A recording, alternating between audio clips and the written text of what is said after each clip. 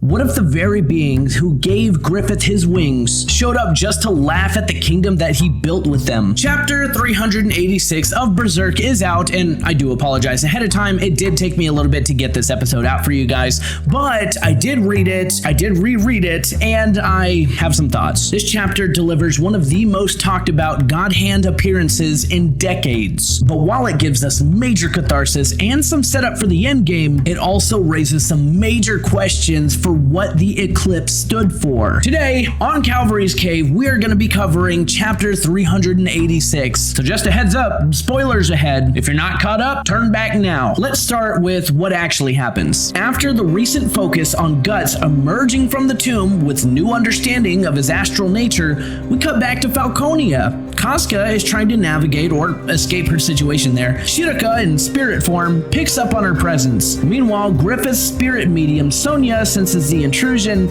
and her protector mule notices massive flocks of migrating birds returning to the city. Griffith becomes aware that Guts is coming for their rematch, and he approaches Casca, which triggers her brand of sacrifice to react strongly. But this time, it's not Griffith causing the bleeding. Something else demonic is at play. And that's when the darkness oozes in. The God Hand returns. After years of being away, they manifest as these shadowy figures and immediately start tearing into Griffith. They call Falconia a childish illusion, a dollhouse, a staged performance where he releases demons just to play and slay them himself. Void delivers the harshest line, "It's all beneath even a child," a fleeting lie that blows away in the wind. In the end, they tell him this is the cold prison that he wished for. Griffith shields Casca from their overwhelming presence, and the chapter closes on that haunting note. The man who once dreamed of wings to escape his cage now rules a much larger one. And that's about it. Short, sweet, and to the point. Now here is where it gets interesting and where all of my problems with the chapter stems from. On one hand, this is fantastic catharsis.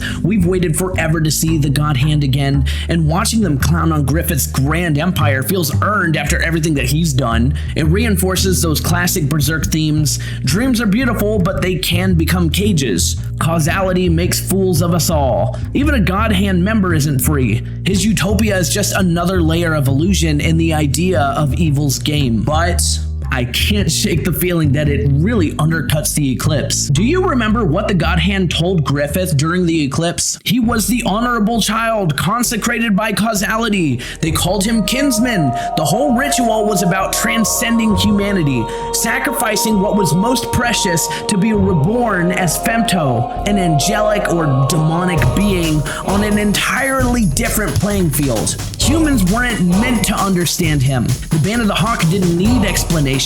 They were offerings. Griffith was supposed to be beyond that now, a servant of God, aligned with something vast and incomprehensible.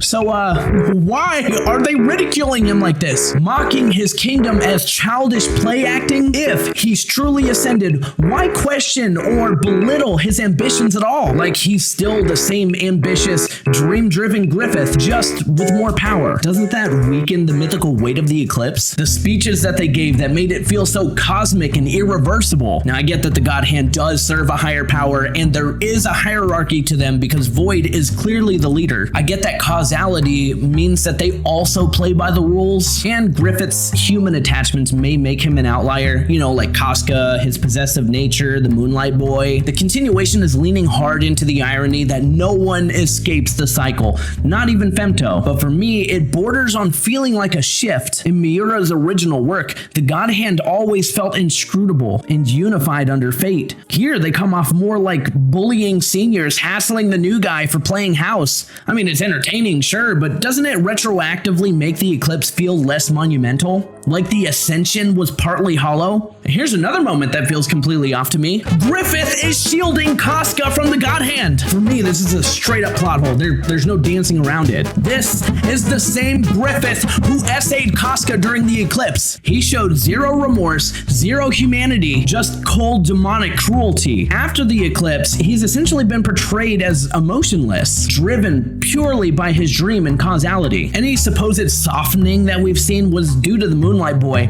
but that's not even explained very well. And it also doesn't erase who he is. And it also wouldn't make sense that it was the Starlight Boy in this conversation. He wouldn't be shielding him from the God Hand. The God Hand wouldn't be ridiculing the Moonlight Boy. They'd be able to tell who's at the helm. You can try to explain it away. I'm calling it bad writing. There is no good reason for Griffith to shield her there. None. It directly contradicts everything that we knew about his character after the eclipse. And I'm not buying any hand-wavy explanations. This feels like a clear plot hole in the continuation. Are we just supposed to forget about what he did to her? Did you forget about that part? Or that part? Did you forget about this? Did you forget about that part as well? It breaks the consistency of his transformation for me. And no amount of, oh, maybe the kid is influencing him makes it land. One thing I do have to eat my words on, in my last video, I did mention that like, oh, how many years is it gonna be before we see Shiraka again? And would you look at that? Like less than a week later, chapter 386 dropped and Shiraka is here. So I'll just eat my words on that. I was completely wrong,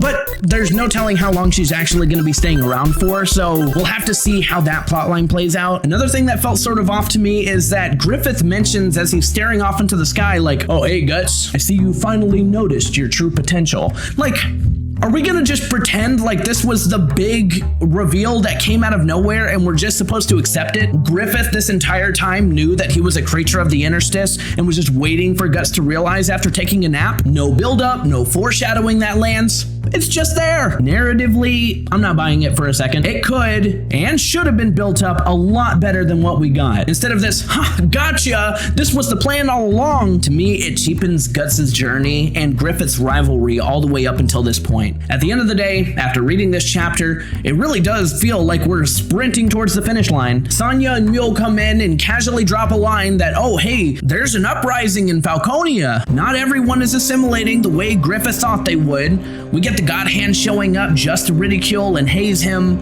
Guts gets this massive astral being revelation and an insane power buff out of nowhere, and suddenly there are giant cracks forming in Griffith's perfect empire. All of this basically in the last 2 chapters. After all of this buildup showing Falconia as this seemingly stable utopia where everyone just blindly assimilates, now we're told, actually, big cracks everywhere with next to no groundwork. It makes everything that we've seen up until now feel like it was just a dream. The pacing's off, doesn't feel earned, and it kind of just ruined the eclipse for me, giving Guts a huge buff and writing the end of Falconia so quickly. It comes out of nowhere and it undercuts the long, slow burn journey that we've had up until now. But that's enough. That's about everything that I got for you guys in this video. And if you believe that I'm wrong, feel free to let me know in the comments. I would love to know how you would explain what's going on in these 2 chapters. Just know, for right now, it definitely does not feel correct to me. Don't forget to like and subscribe, hit the bell for notifications so you don't miss a future upload, and I will see you in the next video. You still here?